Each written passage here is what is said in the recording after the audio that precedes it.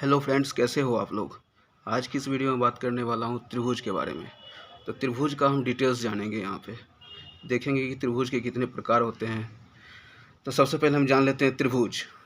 तो त्रिभुज होता क्या है? किन्हीं तीन भुजाओं से घिरी हुई आकृति को त्रिभुज कहते हैं।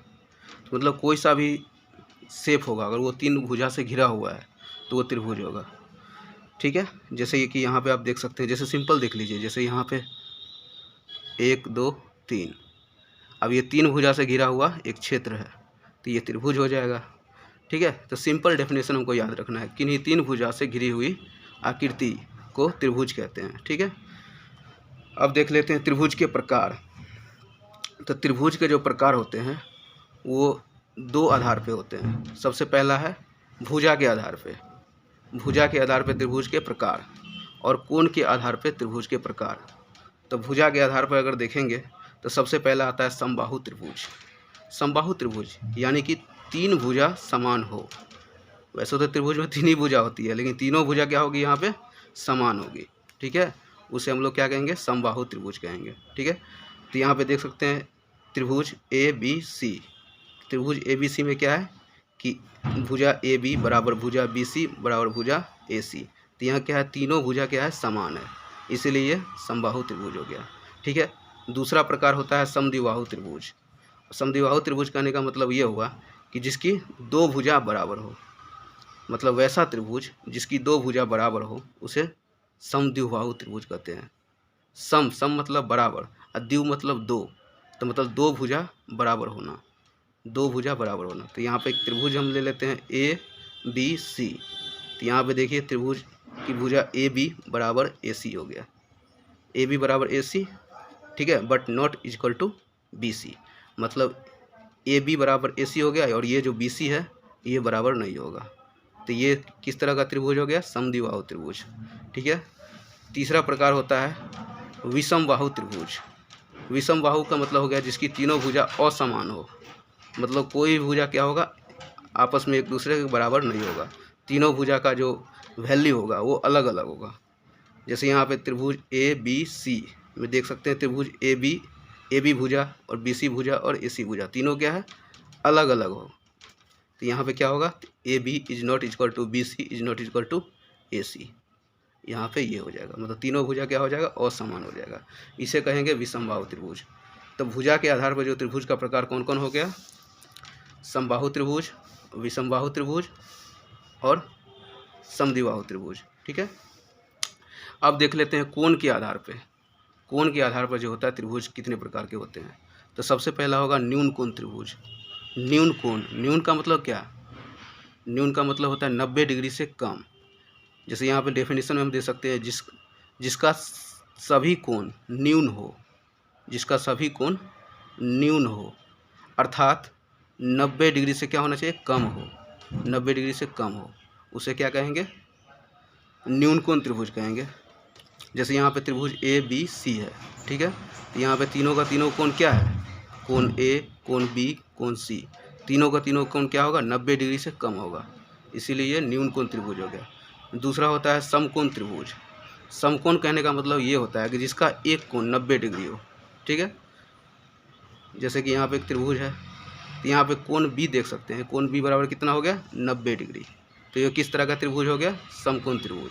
और समकोण त्रिभुज सबसे ज़्यादा इंपॉर्टेंट त्रिभुज होगा, क्योंकि हम लोग कहीं पे भी पढ़ेंगे तो समकोण त्रिभुज का ज़्यादा यूज होता है। ठीक है, जिसमें एक कोण 90 डिग्री होता है और दूसरा तो न्यून होगा ही, ये दोनों न्यून हो जाएगा।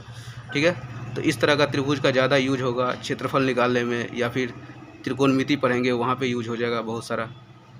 ठीक है, तो समकोण त्रिभुज हमें जान लेना है। ठीक है, अगला होता है अधिक कोण त्रिभुज। ठीक है, अधिक कोण त्रिभुज क्या होता है? अधिक कोण का मतलब यही हुआ, अधिक मतलब 90 डिग्री से ज़्यादा। तो जिसका एक कोण 90 डिग्री से बड़ा हो। ठीक है, तो जिसका एक कोण 90 डिग्री से बड़ा होना चाहिए। ठीक है ना, तो यहाँ पे देख लीजिए एक त्रिभुज है। ठीक है, अब यहाँ पे कोण C बराबर जो है, कोण C ये क्या है? 90 डिग्री से ज़्यादा है।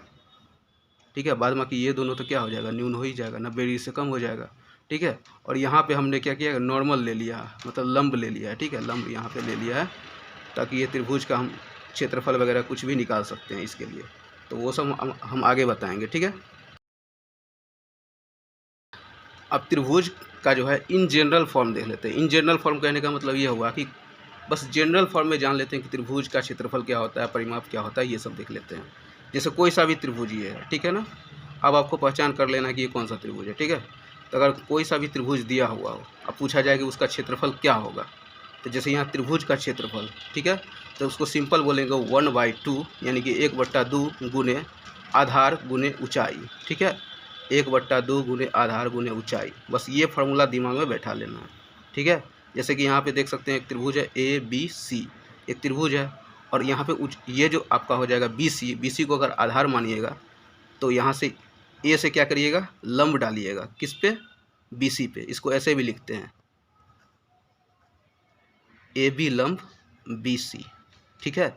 इस पे डालिएगा तो ये AD जो हो जाएगा, AD क्या हो जाएगा, ऊंचाई हो जाएगा, ठीक है। तो यानी कि इस त्रिभुज का अगर क्षेत्रफल मुझे निकालना हो तो क्या करेंगे, 1/2 गुने BC यानी कि आधार, और गुने ऊंचाई यानी कि AD, तो त्रिभुज का क्षेत्रफल निकल जाएगा। अगला है त्रिभुज का परिमाप। त्रिभुज का परिमाप पूछ सकता है, तो त्रिभुज का परिमाप बराबर होता है भुजाओं का योगफल। मतलब त्रिभुज में तीन भुजा होता है, तो तीनों भुजाओं को का योग निकाल दीजिए, मतलब तीनों भुजाओं के का मान को आपस में जोड़ दीजिए, ठीक है ना। वही क्या हो जाएगा, त्रिभुज का योगफल हो जाएगा। जैसे कि यहाँ त्रिभुज है ABC, तो इस त्रिभुज का परिमाप क्या हो जाएगा, AB plus BC plus AC, मतलब सभी भुजाओं को हमने जोड़ दिया और त्रिभुज का क्या हो जाएगा, परिमाप निकल जाएगा, ठीक है। इसका अगर अर्ध परिमाप निकालना हो तो क्या करेंगे, योगफल में क्या करेंगे, 2 से भाग दे देंगे, तो ये त्रिभुज का क्या हो जाएगा, अर्ध परिमाप निकल जाएगा। अगला देख लेते हैं समबाहु त्रिभुज के बारे में थोड़ा जान लेते हैं। समबाहु त्रिभुज जो होता है, समबाहु त्रिभुज का क्षेत्रफल अगर निकालना हो तो क्या हो जाएगा, √3/4 गुने भुजा स्क्वायर, ठीक है ना, यानी कि √3/4 इंटू A², ठीक है ना। अब ये जो क्षेत्रफल होता है, ठीक है ना, ये यूनिक होता है, ठीक है ना। जैसे कि हमने तो आपको बता दिया इन जनरल त्रिभुज में क्या बताया, 1/2 गुने आधार गुने ऊंचाई, लेकिन यहाँ पे हम कह रहे हैं कि √3/4 गुने भुजा स्क्वायर। अब आप सोचिएगा कि ये कैसे लाए, ठीक है ना। तो इसके लिए हम क्या करेंगे, समबाहु त्रिभुज का जो क्षेत्रफल होता है √3/4 गुने भुजा स्क्वायर, ये आपको हम प्रूफ करके दिखाएंगे नेक्स्ट वीडियो में, ठीक है ना। इसीलिए चैनल को आप सब्सक्राइब जरूर कर लीजिएगा, ठीक है ना, और ताकि आने वाले लेटेस्ट जो वीडियो होंगे वो आप तक पहुँच जाएंगे। तो ये जो हम नेक्स्ट वीडियो में आपको पूरा प्रूफ करके दिखाएंगे कि √3/4 गुने भुजा स्क्वायर कैसे होता है समबाहु त्रिभुज का क्षेत्रफल, ठीक है ना। तो हमें ये जानना बहुत ज़रूरी है, ठीक है ना, क्योंकि अभी आपको कुछ भी नहीं पता है, ठीक है ना। आप सिंपल देख लीजिए, यहाँ पे एक त्रिभुज है, ठीक है ना, ये समबाहु त्रिभुज है, ठीक है, जिसकी सभी भुजा आपस में बराबर है, ठीक है ना। और यहाँ पे आपको ये नहीं पता है इसकी ऊंचाई क्या होगी। जब ऊंचाई पता होगा तभी तो आप निकाल पाइएगा ना, 1/2 गुने आधार ऊंचाई करके, लेकिन आपको तो ऊंचाई पता ही नहीं है। तो इसीलिए हमने ये सब पूरा क्या करेंगे, एक्सप्लेन करके नेक्स्ट वीडियो में ज़रूर बताएंगे, ठीक है। अगला देख लेते हैं समबाहु त्रिभुज का परिमाप। तो समबाहु त्रिभुज का परिमाप क्या होता है, 3 गुने भुजा, मतलब क्या कर सकते हैं आप, क्योंकि यहाँ पे सभी भुजा तो आपस में बराबर है, तो ऐसे भी अगर परिमाप निकालिएगा तो हम क्या सिखाएं, तीनों भुजा का क्या होगा, योगफल। तो तीनों भुजा का अगर योगफल निकालिएगा तो A प्लस A बराबर क्या हो जाएगा, A 3A, ठीक है ना।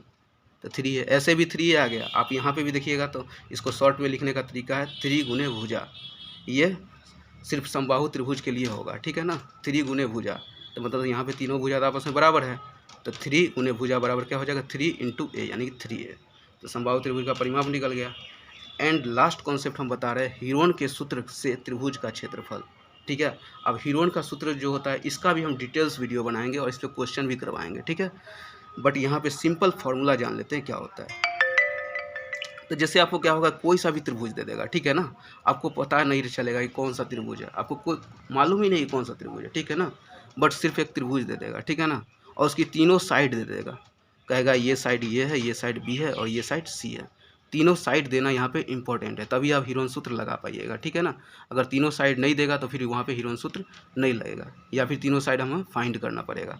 तो यहाँ पे चलिए तीनों भुजा तो हमको दिया गया है, A B C दिया गया है, तब यहाँ पे आप क्या कर सकते हैं, आराम से हीरोन का सूत्र लगाइएगा, ठीक है, और वहाँ से त्रिभुज का क्षेत्रफल निकाल दीजिएगा। हीरोन का फॉर्मूला सिंपल होता है √S into S-A into S-B into S-C।